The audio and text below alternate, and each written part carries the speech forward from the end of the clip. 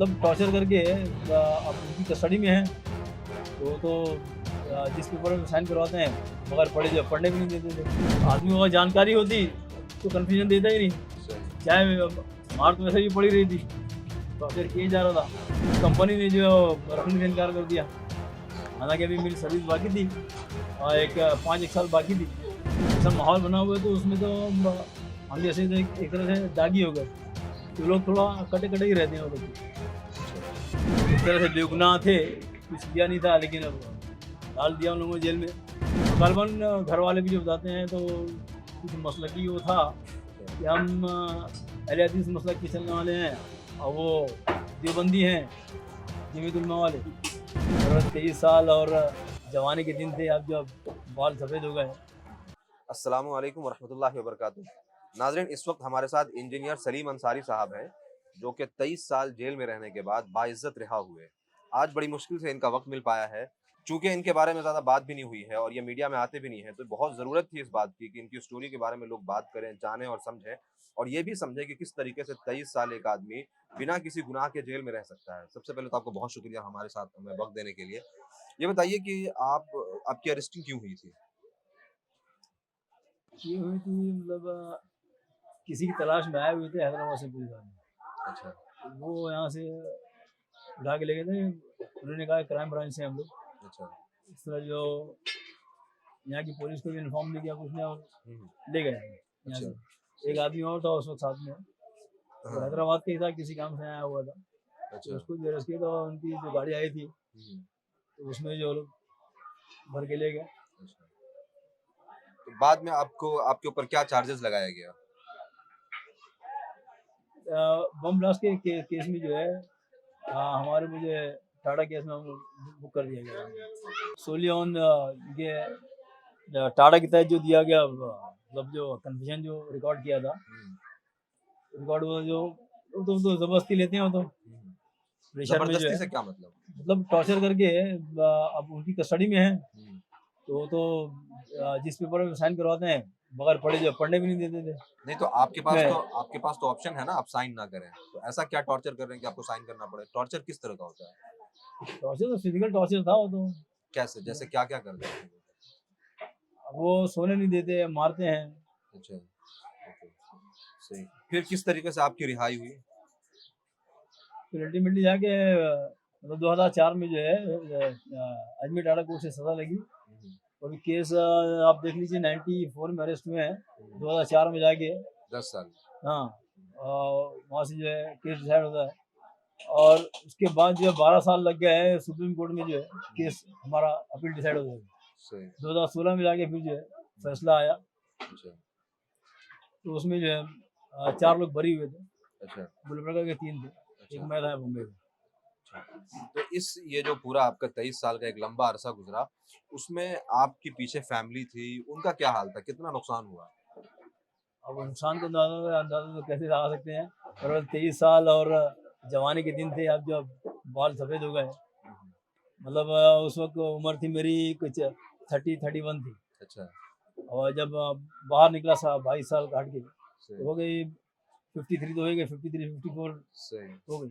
जो जवानी पूरी निकल गई, जो आदमी कुछ कमाता है, इकोनॉमिकली कुछ स्ट्रॉन्ग हाँ। स्ट्रॉन्ग होता, तो वो सब मौका मिला नहीं, वो सब हुँ। जेल के अंदर हो गया। सर्विस थी मेरी, हाँ, हाँ। तो उसमें वापस आने के बाद कंपनी ने जो है रखने से इनकार कर दिया अच्छा। कि जो है जो जेल काट के आया उसको हम रखेंगे नहीं। फिर बड़ी अच्छा। जद्दोजहद करके फिर कुछ पैसे मिले, वो जो ग्रेच्युटी पीएफ है वो सब हुँ। अपने ही पैसा था वो, लेकिन अटका हुआ था। अच्छा। और फिर कोर्ट कचहरी करके मतलब लेबर कोर्ट गए, हुँ। तो फिर वहाँ से जो है कुछ सेटलमेंट हुआ, अच्छा। तो कुछ पैसे मिले। वो भी किस काम की मतलब उसकी वैल्यू भी पैसे की दिन ब दिन तो गिरती ही जाती है ना। सही। सही। अच्छा, इस बीच में जो आपका केस लड़ा गया है, तो उसमें ऐसा कुछ जैसे जमीयतुल हिंद केसेस लड़ती है मुसलमानों का, तो ऐसी कोई ऑर्गेनाइज़ेशन आई जो आपको सपोर्ट की हो? नहीं नहीं, घर वालों ने पूरा उसका जो है खर्चा बर्दाश्त किया था। और महाराष्ट्र में तो चूँकि पिछले 20 साल में बड़ा नुकसान हुआ है मुसलमान नौजवानों का, ख़ास तौर से एटीएस वगैरह की जो इल्लीगल अरेस्टिंग है उसके नाम पे, तो यहाँ जमीयतुल हिंद बहुत सरगर्म रही है। तो उन्होंने आपकी तरफ अप्रोच नहीं किया? हमारे घर वाले अप्रोच किए थे, लेकिन मतलब कई बार गए, एक नहीं कई बार गए, तो उन लोगों ने कोई मतलब दिलचस्पी दिखाई नहीं, हमारा केस लिया नहीं उन लोगों ने। अच्छा। सुप्रीम कोर्ट भी हम जो है अपने ही मतलब अखराजात पे, घर वालों के अखराजात पे जो है अच्छा। वो गए हुए थे। अ, लेकिन जिस वकील को किए थे वो वकील जो है उसको शिकायत थी कि उसको जो पूरा पैसा मिला नहीं, क्योंकि डायरेक्ट उसके पास गए नहीं थे हम लोग। सुप्रीम कोर्ट का सीनियर वकील था, अच्छा। किसी के थ्रू गए थे, तो जिसके थ्रू गए थे तो उसने कोई अपना पैसा रख लिया, अच्छा। जो सीनियर वकील था उसको पैसा कम मिला, अच्छा। तो उसकी नाराजगी आखिर तक बरकरार रही। फिर मतलब अ, वो डेट भी नहीं लेता था, कोई इंटरेस्ट नहीं लेता था, और मतलब ऐसे ही डिले होता जा रहा था सुनवाई में। तो फिर अल्टीमेटली परेशान होकर हमको उस वकील को छोड़ना पड़ा। अच्छा। और फिर एक हमारे केस के डॉक्टर हबीब रायबरेली के, तो उनके किसी जानकार थे पुराने, तो उनको जब पता चला कि डॉक्टर हबीब अभी तक जेल में हैं, अच्छा। और वो इस तरह के अली मियां नदवी जो थे नदरुल उलमा के, हाँ। तो उनसे बैत। उनसे हाँ बैत किए हुए थे डॉक्टर हबीब, अच्छा। तो उनके जानकार थे, अच्छा। तो उनकी कुछ पहुंच थी जमीयत तक, अच्छा। तो जमीयत में उन्होंने जो है फिर जोर लगाया, तब हमारा केस जो सुप्रीम कोर्ट का उन्होंने जमीयत ने टेक ओवर किया। अच्छा। और फिर भी मतलब वकील ऐसी एक बराए नाम एक सीनियर वकील को खड़ा कर दिए, अच्छा। जिसकी कोई स्टैंडिंग नहीं वहाँ पे सुप्रीम कोर्ट में। ये सुप्रीम कोर्ट में फेस चलता है, जो सीनियर वकील जो नामचीन ऐसे कपिल सिब्बल है, सुशील कुमार है और दूसरे सब हैं, उनकी तो ऐसा होती क्यों है। किया गया आप लोगों के साथ? शुरू में केस नहीं ले रहे थे, फिर छोटा वकील दे दिया गया, बहुत अप्रोच करने के बाद केस लिया उन्होंने, ऐसा क्यों आपके साथ ये जो है पक्षपात हुआ? गालबन घर वाले भी जो बताते हैं, तो कुछ मसलकी वो था अच्छा। कि हम अहले हदीस मसलक पे चलने वाले हैं, और वो देवबंदी हैं जमीयत उलमा वाले, अच्छा। तो गालबन यही वजह थी। और कई बार उनके ऑफिस में जाना होता है, इनकी ऑफिस बॉम्बे में जो है जी जी। गुलजार आदमी के पास जाना होता है, तो कई बार मतलब कई मरतबा ये चीज़ वो रख चुके हैं कि आपकी जमात से भी चंदा आता नहीं है, और दूसरे भी शिया वगैरह भी चंदा देते नहीं है। हालांकि तमाम मुसलमानों के नाम पे चंदा लेते हैं, सब कुछ करते हैं। सही। अच्छा ये बताएं कि 23 साल जेल में रहे, एक बड़ा अरसा है। जब 23 साल के बाद आप जेल से आए तो किस तरीके से चीजें बदली हुई थी? फैमिली है, घर है, यहाँ आसपास के माहौल और हालात है, खुद आप इंजीनियर हैं तो आपका जो एक फील्ड है, कैसे चीजें बदली हुई नजर आई? अब तो मतलब एक पूरी जनरेशन एक समझ लीजिए चेंज हो गई थी ना, जो नई जो मतलब हम जब अरेस्ट हुए थे, हमारे अरेस्ट होने के बाद जो जनरेशन आई है, तो वो जवान हो गई थी, वो हम उनको किसी को जानते भी नहीं थे। और कंपनी ने जो रखने से इनकार कर दिया, हालांकि अभी मेरी सर्विस बाकी थी, एक 5 साल बाकी थी, 5-6 साल तो बाकी थी, लेकिन कंपनी जो मस्कौड़ा जिसमें जो है शिप बिल्डिंग की है, डिफेंस मिनिस्ट्री के अंडर में आती है, तो उन्होंने रखने से इनकार कर दिया। कोर्ट कचहरी किया तो कब जो हमारा जो पीएफ था, ग्रेचुटी है, वो सब बड़ी मुश्किल से हमारा ही पैसा जो है एक बड़ी जो मतलब लेबर कोर्ट वगैरह जाने के बाद वो सब हमको मिला, लेकिन उसकी भी उतनी वो वैल्यू नहीं रही।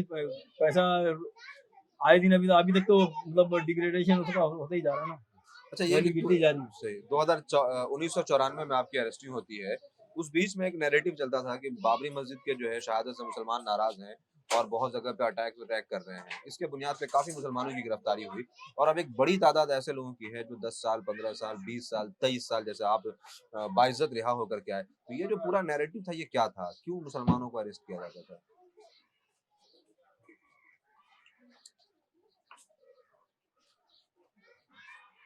उसकी वजह तो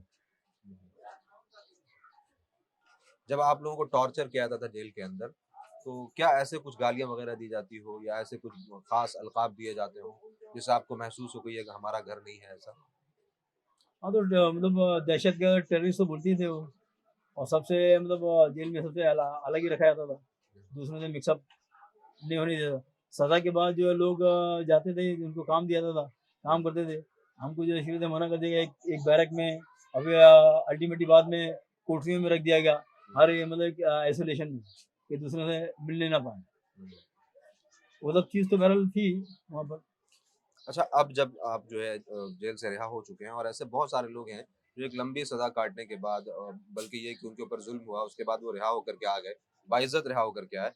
तो कम्युनिटी का कितना सपोर्ट रहा है और आप कम्युनिटी से क्या कहना चाहेंगे ऐसे लोगों के बारे में कि कैसे उन लोगों को सपोर्ट करें, कैसे उनके साथ अप्रोच होना चाहिए?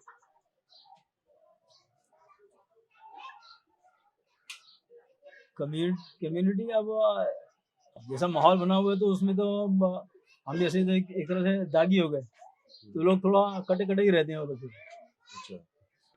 और उधर उसमें अब कोई मदद के लिए कैसे आएगा, क्योंकि जो मदद के लिए आता है उसको भी जो है परेशान खतरा कर रहता है कि हाँ, उसको भी परेशान किया जाएगा, उसको भी जो है कहीं उसको भी केस में जो है बुक ना कर दिया जाए। सही, तो लोग जो है बड़ा फिर एहतियात बरतते हैं ना। सही, ओके। तो एज़ सच कोई आखिर में मैसेज देना चाहेंगे यहाँ पे जो मुसलमान हैं उनको?